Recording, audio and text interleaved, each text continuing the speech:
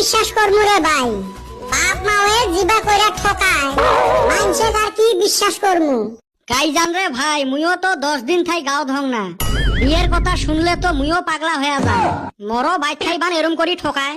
বিশ্বাস নাই রে ভাই? পাইলে বিড়ি 2 মুঠা বাইতে নিয়ে যায় থুস। না মুইও শিখে পালুম না তক দেখি। হেরে কদম, তোর বিয়ের কথা শুনি না মোর আরেকটা কথা মনে পড়িল। কি মনে পড়লো রে? ওই ঢেপরা চাচার বলে বেটির বিয়ে।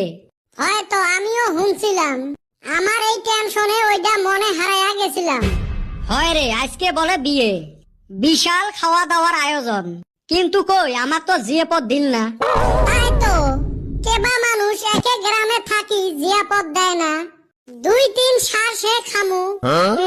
এক সন্ধ্যে খাইবার বাইলে হল এই নেতর আরো 3 সন্ধ্যে খাওয়ার ধান্দা করে। এনা বাদ দে, জিয়াপদ কিসের নিগা দিল না ওইটা ভাব। এটা তো ভাবার বিষয়। গাঁৱতে বিয়ে হাইফাই খাওয়া, আর আমার গুলেকে জিয়ে পদ না দে। এ তোমরা দুইজন এতে কি করেন? আমরা তো বৈশা রইছি, তোরা সাইজা গুইজা কোনে যাস? আমরা ওই ঢেপরা চাচার বেটির বিয়ের জিয়ে পদ দিছে রে, ওতে খাইবার যাই। আমাক যে জিয়াপদ দেয় নাই তাও অত খারাপ লাগে নাই, কিন্তু এগরে দিল আমাক দিল না। এইটা হই না তো হেইরুম খারাপ লাগলো।